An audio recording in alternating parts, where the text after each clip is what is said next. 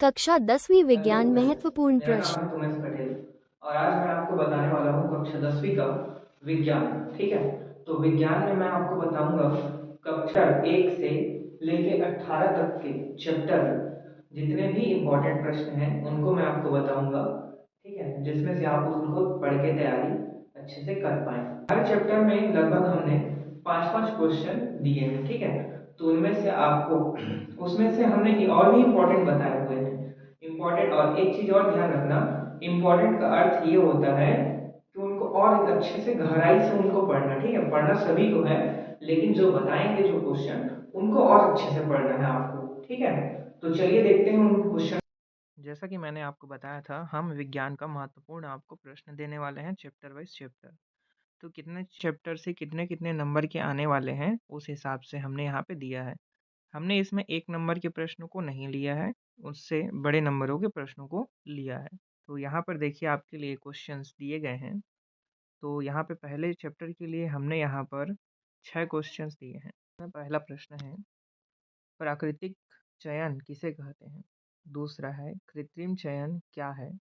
तीसरा, अनुकूलन किसे कहते हैं? चौथा, समवर्ती अंग किसे कहते हैं? और पांचवा है, जीवों के विकास के सिद्धांत के 4 बिंदुओं का वर्णन कीजिए। और छठा है, जात तथा समवृत्ति लक्षण क्या है, उदाहरण देकर समझाएं। तो इसमें जो इम्पोर्टेंट है उसको हमने इम्पोर्टेंट करके भी रखा है, आप यहाँ से देख सकते हैं। जैसे कि ये पांचवा और छठवा इसमें से हमने इम्पोर्टेंट करके रखा है। तो इम्पोर्टेंट का मतलब ये है कि उसे बार-बार पढ़ना। ठीक है? पढ़ना तो आपको सभी है, लेकिन जो इम्पोर्टेंट किए हैं उसको आपको ज़्यादा बार प्रैक्टिस करना है। तो यहाँ पर चैप्टर नंबर 2 से 1 और 3 नंबर के अंक के क्वेश्चन आने वाले हैं।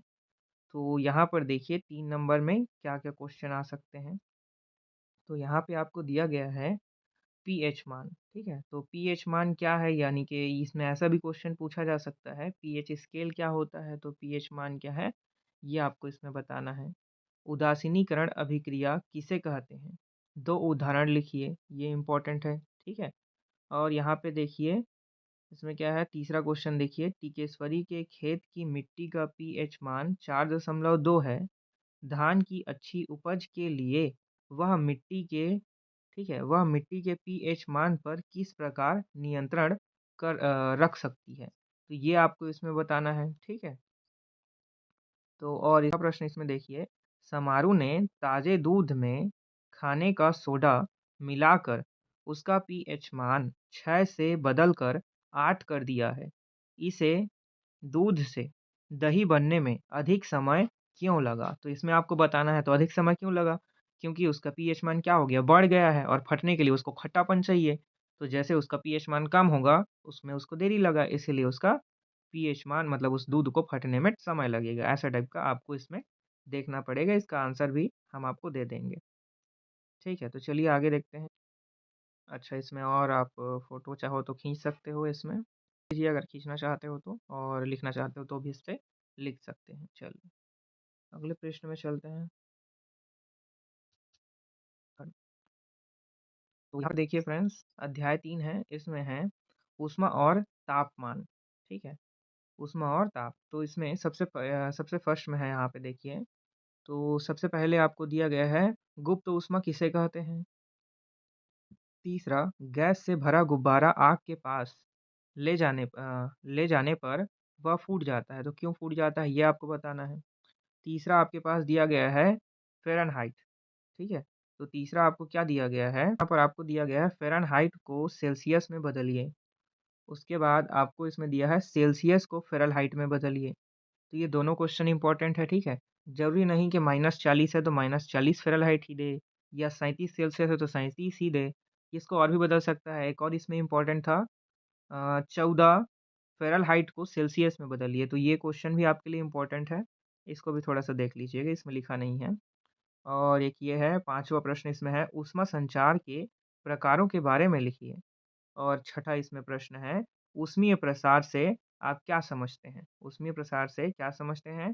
ठोस पदार्थ में सभी ऊष्मीय प्रसार गुणांकों का वर्णन कीजिए। ठीक है? तो ये क्वेश्चन इम्पोर्टेंट है ये आपके लिए।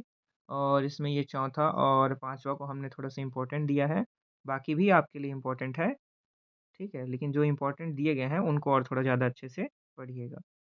तो इसमें आगे देखिए चौथा अध्याय, तो चौथा अध्याय में क्या दिया गया है आपको? तत्वों का वर्गीकरण, ठीक है? ये और अच्छे से ज़ूम कर देते हैं। तो तत्वों का वर्गीकरण देखिए यहाँ पे। तो एक तत्व पहला क्वेश्चन देखिए, एक तत्व की परमाणु संख्या 18 है। अब यहाँ पे इसमें प्रश्न दिया गया है, इस तत्व का इलेक्ट्रॉनिक विन्यास लिखिए। यह तत्व कौन से समूह का है? इसमें इस चौथा अध्याय में ध्यान देना, ये कितने नंबर का आएगा? तो 4 नंबर का आएगा। इसको यहाँ पे ध्यान देना कि इसमें कितने नंबर का आने वाला है? 4 नंबर का एक ही प्रश्न आएगा, ठीक है? 4 नंबर के 1 प्रश्न आने वाले हैं। तो इसमें ऐसा ही सेम क्वेश्चन ये दूसरा वाला है देखिए, तो दूसरे वाले को हमने इम्पोर्टेंट किया है, ये अच्छे से ज़रूर पढ़ लेना आप लोग, ठीक है? तो इसमें क्या बोल रहा है, एक तत्व का इलेक्ट्रॉनिक विन्यास 287 है। इस तत्व की संयोजकता क्या होगी? यह किस समूह का तत्व है? यह किस आवर्त में रखा जाएगा? ठीक है? तो चलिए आगे देखते हैं। अच्छा आप लोग इसको एक फ़ोटो खींच लेना। हुँ, तो ये हो गया। चलिए अगला पेज को देखते हैं, इसमें अगला क्या है? ये वाला है। तो इसमें क्या बोला गया है, इधर ध्यान दीजिए थोड़ा-सा। ये इसमें तीसरा प्रश्न बोला गया है, एक ही आवर्त के तत्वों की आयनन ऊर्जा में किस प्रकार परिवर्तन होता है? उसका कारण समझाएँ, ठीक है? तो ये आपके लिए प्रश्न हो गया। एक अगला है इसमें, हाइड्रोजन H को आवारा तत्व क्यों कहा गया है? समझाएँ। या आपको ऐसे भी पूछ सकता है, हाइड्रोजन का स्थान अनिश्चित है, उसको निश्चित जगह में रखने के लिए ऐसा करके आपको भी प्रश्न दे सकता है। ठीक है? तो ये इम्पोर्टेंट है, इसको आप पढ़ लीजिएगा। मेंडलीव ने अपनी आवर्त सारणी में रिक्त स्थान क्यों छोड़े थे? तो ये वाला एक क्वेश्चन आपके लिए बन जाएगा। अपने उत्तर की व्याख्या उदाहरण सहित करना है आपको। और इसमें सबसे इम्पोर्टेंट ये वाला था, इसको पढ़ ही लेना आप लोग। ये सबसे ज़्यादा इम्पोर्टेंट था, है ना? तो इसमें क्या बोला है? 3 तत्वों की परमाणु संख्या क्रमशः 5, 7 और 10 है। बताइए, कौन-सा तत्व वर्ग 18 का है, कौन-सा तत्व वर्ग 15 का है और कौन-सा तत्व 13 का है? ये सभी किस आवर्त के हैं? ये सभी किस आवर्त के हैं? ये आपको बताना है। तो इसमें एक और 7वाँ प्रश्न दिया गया है। क्या लिखा है? अक्रिय गैसों को एक पृथक समूह में रखने का क्या कारण है? ठीक है? तो ये भी आपको बताना है इसमें। चलिए हम आगे आ जाते हैं 5वाँ अध्याय में। तो 5वाँ अध्याय में क्या है? हमारा पर्यावरण पारिस्थितिक तंत्र में ऊर्जा का प्रवाह। तो इसमें सबसे इम्पोर्टेंट क्वेश्चन है, सबसे फर्स्ट वाला है पारिस्थितिक तंत्र या शंकु करके, ठीक है? कभी-कभी पूछता है पारिस्थितिक तंत्र क्या है? कभी पूछता है पारिस्थितिक शंकु क्या है? तो इसमें कन्फ्यूज़ नहीं होना। और इसके आगे में क्या है, अपघटक किसे कहते हैं, ठीक है? अपघटक किसे कहते हैं, जैव घटक किसे कहते हैं और क्या है, अजैविक घटक किसे कहते हैं? इसमें 1-1 और 2 नंबर के प्रश्न आने वाले हैं, तो इसमें 2-2 नंबर के प्रश्नों को ज़्यादा ध्यान दीजिएगा। ये सभी थोड़ा इम्पोर्टेंट है, ये 5वां थोड़ा ज़्यादा इम्पोर्टेंट है। धान के भूसे पर एक प्रकार का फफूंद उगाया जाता है, जिसे हम खाते हैं, ठीक है? इसके लिए ऊर्जा का स्रोत क्या है? तो ये आपको बताने हैं। तो इसमें थोड़ा-सा देखिएगा, ठीक है? तो इसके लिए भी हम छोटा कर देते हैं, आप एक फ़ोटो ले लीजिएगा इसका। ठीक है? हुँ, ये एक फ़ोटो खींच लीजिए, खींच लिए? चलिए आगे बढ़ते गया था, क्या दिया गया है यहाँ पे देख लीजिए। ऊर्जा का 10% का नियम, ये सबसे मोस्ट इम्पोर्टेंट है, ठीक है? ये आईएमपी ही है, इसको पढ़ ही लेना आप लोग, ठीक है? 10% का नियम, ठीक? चलिए 10% का नियम पढ़ लेना, ये सबसे ज़्यादा इम्पोर्टेंट है। अध्याय 6 में आ जाते हैं, विद्युत धारा एवं परिपथ, ठीक है? तो फ्यूज़ क्या है? यहाँ पे ये इसमें ध्यान देना, फ्यूज़ क्या है? यह किस पदार्थ का बना होता है? ये पूछा जाता है, ठीक है? और अगला इसमें देखिए, प्रतिरोध का समांतर क्रम में संयोजन का नामांकित चित्र बनाकर तुल्य प्रतिरोध का समीकरण लिखिए। ये भी इम्पोर्टेंट है, इसमें जितने दिए हैं सभी सभी इम्पोर्टेंट है, ठीक है? इसमें देखिए ओम का नियम आपको पूछा गया है। ओम का नियम, ठीक है? ओम के नियम को अपने शब्दों में लिखना, ठीक है? बुक की भाषा से भी लिख सकते हो, अपने शब्दों में भी लिख सकते हो, जैसा आपको ठीक लगे। और V तथा I के बीच ग्राफ खींचकर दोनों के संबंध को स्थापित करना है आपको। और ये आपको पूछा गया है प्रतिरोध का श्रेणी क्रम संयोजन ठीक है, श्रेणी क्रम संयोजन क्या है? आपको प्रतिरोध R1, R2, R3 ओम के तीनों प्रतिरोध, ठीक है, तीनों प्रतिरोध दिए गए हैं। इन्हें श्रेणी क्रम में जोड़ के संयोजन का विद्युत परिपथ बनाकर परिणामी प्रतिरोध का मान लिखिए। ठीक है, इसमें ये इम्पोर्टेंट है, ये वाला और ये वाला इसमें सबसे ज़्यादा इम्पोर्टेंट है। ठीक है, याद रखिएगा इसको और इसको। चलिए और आगे बढ़ते हैं इसमें। ठीक है, तो इसमें आ जाते हैं 7वां चैप्टर। तो 7वां चैप्टर में एक 5 नंबर का प्रश्न बनेगा, इसको ध्यान देना। ठीक है, 5-5 नंबर के इसमें भी थे, है ना? 5 नंबर के एक 6वां चैप्टर में आएगा 5 नंबर का, और 5 नंबर का आपका 7वां चैप्टर में आएगा जैविक क्रियाएँ, पोषण, परिवहन, उत्सर्जन। तो इसमें ध्यान दीजिएगा, तो इसमें चित्र ज़्यादा आते हैं, ध्यान देना। ठीक है? मनुष्य इसमें क्या लिखा है? श्वसन द्वारा ली गई वायु में कौन-कौन सी गैसें होती हैं? अब यहाँ पे देखिए दूसरा प्रश्न सबसे इम्पोर्टेंट है, मतलब दूसरा इम्पोर्टेंट है, मनुष्य के हृदय का नामांकित चित्र बनाएँ, ठीक है?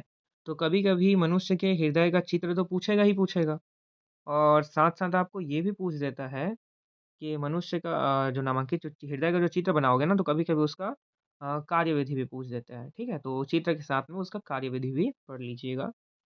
इसमें तीसरा क्वेश्चन है, मनुष्य के उत्सर्जन तंत्र का नामांकित चित्र बनाएँ, ठीक है? और इसका चौथा में देखिए तंत्र पाचन तंत्र देखिए, ठीक है? पाचन तंत्र मनुष्य के आहार नाल का सचित्र वर्णन कीजिए, ठीक है? तो ये भी इम्पोर्टेंट है, तो ये याद रखना, पाचन तंत्र या आहार नाल का ऐसा करके पूछ देता है। तो पाचन तंत्र, मनुष्य का उत्सर्जन तंत्र और हृदय को, इतना आप सबसे अच्छे से पढ़ के जाइएगा, ठीक है? नामांकित चित्र और इनका कार्यविधि। ऑक्सी और अनॉक्सी में अंतर। चलिए, ये हो गया। तो ठीक है, फ़ोटो खींचना होगा तो खींच लीजिए, चलिए। खींचिए, फिर आगे बढ़ें। हमारे चैप्टर की तरफ चलते हैं। ये चैप्टर ठीक है, चलिए। तो ये 8वां चैप्टर देखिए यहाँ पे। 8वां चैप्टर है जैविक प्रक्रियाएं, नियंत्रण एवं समन्वय। इसमें 1-1 और 2 अंक के, यानी टोटल 4 अंक के प्रश्न पूछे जाएंगे। तो इसमें 2-2 नंबर के लिए हमने यहाँ पे आपको क्वेश्चन दिया गया है। तो यहाँ पर देखिए किन्हीं दो, ठीक है, किन्हीं दो पादप हार्मोन के नाम लिखिए, ये इम्पोर्टेंट है आपके लिए। और मानव मस्तिष्क के भागों का वर्णन चित्र तथा कार्य सहित कीजिए। कभी कभी इसमें चित्र नहीं पूछता है, सिर्फ कार्य पूछेगा, कभी कभी चित्र भी पूछता है, तो ये आपके लिए इम्पोर्टेंट है। और यहाँ पे देखिए एक है और है, पादप हार्मोन किसे कहते हैं? किन्हीं दो पादप हार्मोन के नाम व उनके दो दो कार्य लिखिए। और चौथा है अनैच्छिक क्रियाएं तथा प्रतिवर्ती क्रियाएं क्या है, ये एक दूसरे से किस प्रकार भिन्न है। तो ये आपके लिए इम्पोर्टेंट है, ये वाला। चलिए आगे देखते हैं इसमें। तो आगे है आपके लिए 9वां अध्याय। तो इसमें है धातु एवं धातु कर्म। इसमें आपके लिए 5 अंक के प्रश्न आएंगे, ठीक है? तो इसमें क्या बोला गया है, यहाँ पे ध्यान से देखिए। तो इसमें पहला ये इम्पोर्टेंट क्वेश्चन है, ये आप कर लीजिएगा अच्छे से तैयारी।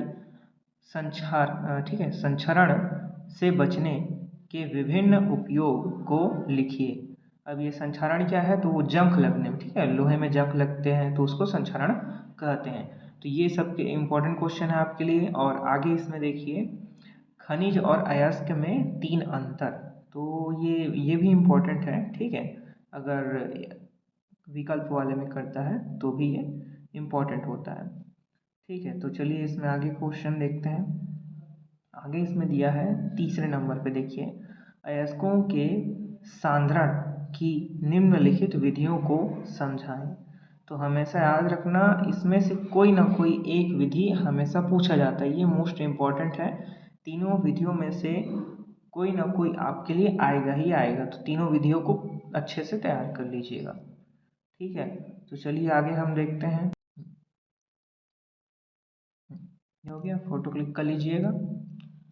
अब हम आगे बढ़ते हैं अपने 7वें पेज नंबर की तरफ। तो यहाँ पे देखिए 10वां अध्याय। तो 10वां अध्याय क्या दिया गया है? प्रकाश का परावर्तन समतल सतह से, ठीक है। तो यहाँ पर 1 अंक के और 4 अंक के प्रश्न इसमें बनेंगे। तो यहाँ पर ध्यान देना, ये क्वेश्चन है डबल डबल करके भी पूछ सकता है क्योंकि इसमें छोटे छोटे प्रश्न भी शामिल हैं। तो यहाँ पर है परावर्तन के प्रकार, ये वाला क्वेश्चन परावर्तन के प्रकार, और ये दूसरा वाला आपके लिए इम्पोर्टेंट है, परावर्तन के नियम लिखिए, ये आ सकता है एग्जाम में। ये अपवर्तन के नियम लिखिए, या तो हो सकता है दोनों को दे सकता है 2-2 नंबर में करके, ठीक है, ए बी करके भी दे सकता है दोनों को, तो ये अच्छे से पढ़ लीजिएगा। प्रकाश की उत्क्रमणीयता का सिद्धांत, ये भी इम्पोर्टेंट है, ये भी पूछा जाता है। रेगिस्तान में मरीचिका एवं भ्रम है, ठीक है, भ्रम है क्यों है, तो ये आपको बताना है, ठीक है। तो चलिए आगे देखते हैं इसमें 11वां अध्याय। तो 11वां अध्याय में क्या है, अधातुओं का रसायन। तो इस चैप्टर से 3 नंबर के प्रश्न बनने वाले हैं, इस चैप्टर से 3 नंबर के प्रश्न बनेंगे। तो सबसे पहला क्वेश्चन है इसमें, हाइड्रोजन के कोई 3 औद्योगिक उपयोग लिखिए, ये आ सकता है एग्जाम में, ठीक है। अधातुओं एवं धातुओं के भौतिक गुणों की तुलना कीजिए, और ये सबसे ज़्यादा इम्पोर्टेंट है, नाइट्रोजन बनाने की प्रयोगशाला विधि का अग्रलिखित बिंदुओं में वर्णन कीजिए। तो ये वही पूछा जा सकता है, ठीक है, तो इसको तैयारी कीजिएगा। चलिए आगे बढ़ जाते हैं हम 12वां अध्याय की तरफ। तो विद्युत के चुंबकीय प्रभाव, ठीक है, तो इस चैप्टर से आपके 4 अंक के प्रश्न बनने वाले हैं।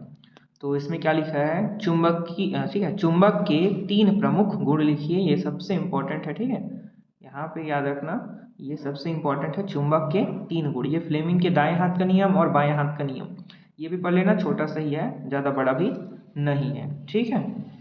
तो इतना आप तैयार कर लीजिएगा। हम सबसे पहले इसको साफ कर लेते हैं, ठीक है, तो इतना आप तैयारी कर लेना, ठीक। चलिए अब आप तो इसमें चलिए देखते हैं।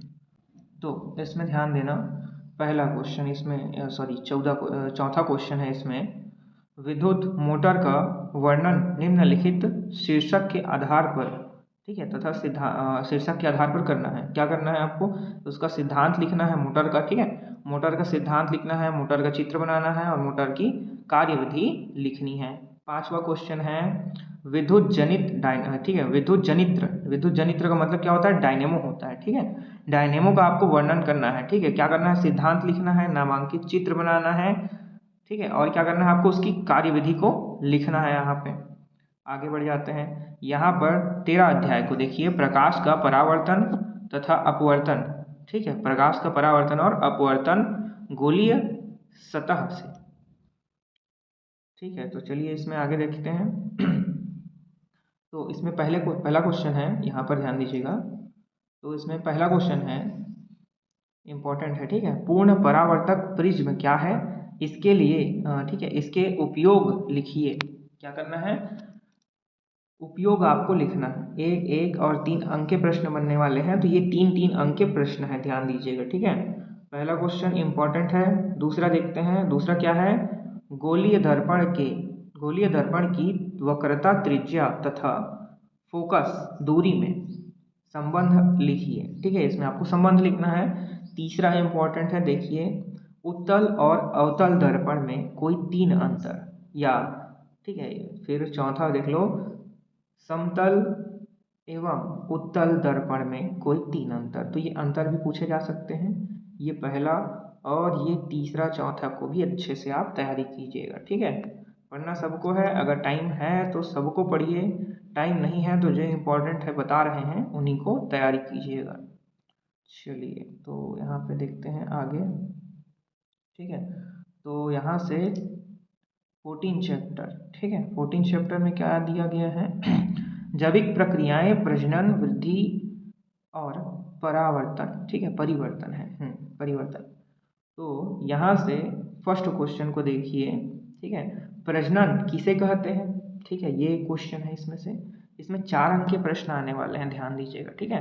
प्रजनन किसे कहते हैं, मुकुलन क्या है, तो 2-2 करके भी आपसे पूछ सकता है, ए बी करके, ठीक है, तो इनको भी ध्यान दीजिएगा। इसमें वर्धी प्रजनन, ठीक है, तो इनको ए बी सी करके ऐसे करके, मतलब पहले का आंसर दीजिए, दूसरे का टिप्पणी लिखिए, ऐसे करके भी पूछ सकता है, ठीक है। इसमें सबसे इम्पोर्टेंट है आपके लिए चौथा वाला, क्या है, अलैंगिक व लैंगिक प्रजनन में कम से कम 5 अंतर लिखिए। ठीक है, ऐसे करके ये भी पूछा जा सकता है, तो ये इम्पोर्टेंट है। ठीक है, तो चलिए और आगे देखते हैं। इसमें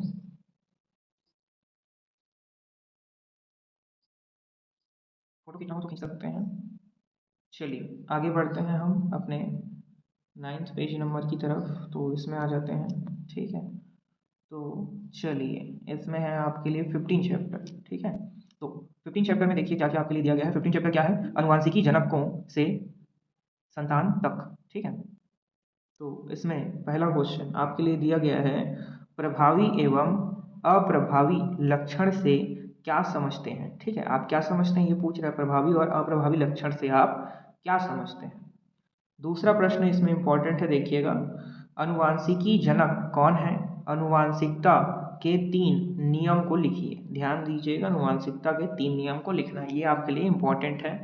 और सबसे मोस्ट इम्पॉर्टेंट ये वाला है, मनुष्य में लिंग निर्धारण की प्रक्रिया का सचित्र वर्णन कीजिए। ये सबसे मोस्ट इम्पॉर्टेंट है, 5वां आपको कंठस्थ करके ही जाना है, ध्यान दीजिएगा। ठीक है, इसमें ऐसे भी पूछ सकता है, जैसे मनुष्य में क्या होता था, जैसे जब भी कोई लड़का, मतलब जब पेट में, जिस महिला के पेट में जब बच्चा होता है तो वो लड़की पैदा होती है या लड़का पैदा होता है, इसका लिंग निर्धारण कैसे होता है उसके बारे में आपको यहाँ पे लिखना पड़ेगा। ठीक है, तो चलिए आगे बढ़ते हैं इसमें से। तो यहाँ पे 16 चैप्टर आ जाते हैं, जिसमें क्या लिखा है, हाइड्रोकार्बन। ठीक है, हाइड्रोकार्बन के व्युत्पन्न। ठीक है, तो इसमें आपको देखिए क्या क्या दिया गया है, आयुपेशीय नाम। ठीक है, क्या है, यौगिक का आयुपेशीय नाम। ठीक है, आयुपेशीय का मतलब यहाँ पे समझिए, इसमें कोई क्वेश्चन दिया नहीं है, यहाँ पे आपको समझना है कि कोई भी, ठीक है, किसी भी यौगिक को आपको दे देगा आयुपीएसी नाम के लिए, तो आयुपेशी नामकरण आपको आना चाहिए। ठीक है, तो उसमें कोई भी क्वेश्चन आपको दे सकता है, तो वो आप बुक से देखिएगा, आयुपेशी नामकरण का अच्छे से ट्रिक है। आप कहें अगर समझ में नहीं आएगा तो कमेंट करना, आयुपेशी नाम का मैं एक वीडियो आपके लिए दे दूंगा, जिसमें नामकरण कैसे करना है उसका अच्छे से डिटेल में दे दूंगा उसमें। ठीक है, आगे इसमें देखिए दूसरा क्वेश्चन क्या दिया गया है यहाँ पे, तो दूसरा क्वेश्चन आपके लिए दिया गया है, ये भी इंपॉर्टेंट है। ठीक है, CH3COOH यानी क्या होता है, एसिटिक अम्ल का आयुपीएससी, ठीक है, आयुपीएससी नाम लिखिए। ठीक है, तो इसका क्या नाम है वो आपको लिखना है। आ जाते हैं यहाँ पे थर्ड क्वेश्चन में, क्या बोला है, एथेनॉल का औद्योगिकी, ठीक है, औद्योगिकी उत्पादन कैसे किया जाता है। ठीक है, तो ये आपको बताना है। इसमें इंपॉर्टेंट ये है, सिरका किसे कहते हैं, इसका उत्पादन कैसे किया जाता है, ये आपके लिए इंपॉर्टेंट है। और इसमें ये इंपॉर्टेंट, ठीक है, चौथा, पांचवा, ठीक है, पहला और दूसरा, ये अच्छे से इंपॉर्टेंट है, ये आपको पढ़ना है। चलिए यहाँ पे पांचवा क्वेश्चन है, पीवीसी की संघनित संरचना क्या होगी, इसके कोई 2 उपयोग आपको बताना है। ठीक है, क्या लिखा है इसमें, 4 उपयोग लिखा है। ठीक है, कभी कभी 4 लिख लेता है, लेकिन इसमें आने के लिए 2 ही आता है, तो आप 4 पढ़ लीजिएगा, जितना अच्छे से पढ़ोगे उतना ही अच्छा है। ठीक है, क्योंकि ये 2 नंबर का आने वाला है, तो इसमें कोई 2 उपयोग भी लिखोगे तो भी चल जाएगा। ठीक है, चलिए ठीक है, तो 4 पढ़ोगे तो भी अच्छा है, 2 पढ़ोगे तो भी अच्छा है, आने के लिए इसमें 2 ही आएंगे। तो चलिए यहाँ पे आगे बढ़ते हैं। तो यहाँ पे 17 चैप्टर, ठीक है, तो यहाँ पे देखिए, चलिए तो यहाँ पे 17 चैप्टर देखते हैं, 17वां अध्याय। तो इसमें क्या बोला गया है, यहाँ पर ध्यान दीजिए, दैनिक जीवन में रसायन। ठीक है, इसमें एक एक और 2 नंबर के क्वेश्चन, यानी टोटल 4 नंबर के आएंगे। तो 2 नंबर के क्वेश्चन के लिए यहाँ पे आपके लिए प्रश्न दिया गया है, सीमेंट, ठीक है, सीमेंट में जिप्सम क्यों मिलाया जाता है, ये इंपॉर्टेंट है आपके लिए। दूसरा क्वेश्चन इसमें इंपॉर्टेंट है, प्लास्टर ऑफ पेरिस के कोई 2 उपयोग लिखिए। तीसरा इंपॉर्टेंट है आपके लिए, ठीक है, ये भी इंपॉर्टेंट है तीसरा, विनंजक चूर्ण के 2 उपयोग लिखिए। तो ये तीनों इंपॉर्टेंट है, याद रखिएगा। थोड़ा सा और है इसका, अगले पेज में है, एक मिनट पहले आप इसको थोड़ा सा बड़ा करके मैं दिखा देता हूँ आपको।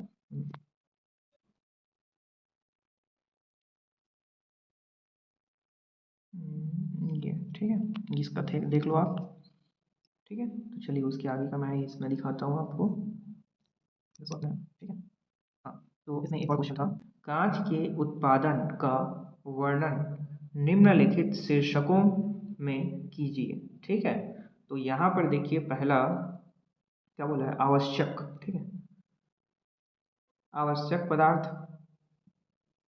दूसरा पॉइंट से आपको लिखना है कांच को रंग प्रदान करना, कैसे प्रदान करते हैं उसको आपको यहाँ पे लिखना है। तीसरा यहाँ पे क्या है, टैंक भट्ठी में होने वाली रासायनिक क्रियाएं को आपको यहाँ पे लिखना पड़ेगा इन बिंदुओं के आधार पर, ठीक है। तो इसमें आगे और बढ़ते हैं, 18वां क्वेश्चन, ठीक है, सॉरी 18वां अध्याय, ऊर्जा स्वरूप एवं स्रोत, ठीक है, 18वां आपके लिए अध्याय है, तो इसमें आप ध्यान दीजिएगा।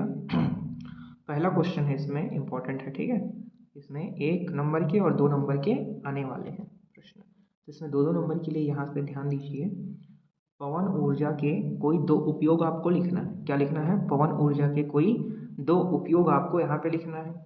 और दूसरा क्वेश्चन क्या बोला है, समुद्र से उत्पन्न होने वाली किन्हीं 2 ऊर्जा के नाम आपको लिखना है, ठीक है, 2 नंबर के लिए ही यहाँ पे क्वेश्चन दिया गया, ठीक है। आपको सौर ऊर्जा के 2 लाभ या लाभ पूछ सकता है इसमें इम्पोर्टेंट। और ये है चौथा क्वेश्चन, नाभिकीय विखंडन किसे कहते हैं, यदि 92, ठीक है, 92 की घात क्या है, यू, ठीक है, 235 के नाभिक पर मंदगामी न्यूट्रॉन की बमबारी की जाती है तो होने वाली अभिक्रिया का समीकरण आपको लिखना है, ठीक है, तो ये भी इम्पोर्टेंट है।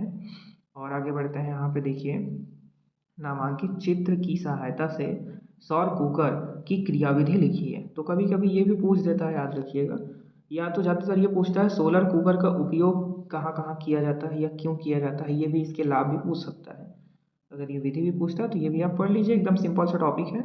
और यहाँ पे 6वां क्वेश्चन इंपॉर्टेंट है, क्या बोला है, नाभिकीय संलयन और नाभिकीय विखंडन के बीच विभेद या अंतर लिखिए, ये भी आपको पूछता है, ठीक है, तो ये आपके लिए इम्पोर्टेंट रहेंगे, ध्यान दीजिएगा, ठीक है। तो चलिए इसको भी आपको दे देते हैं, फोटो खींच लीजिएगा, ठीक है, तो ये लीजिए,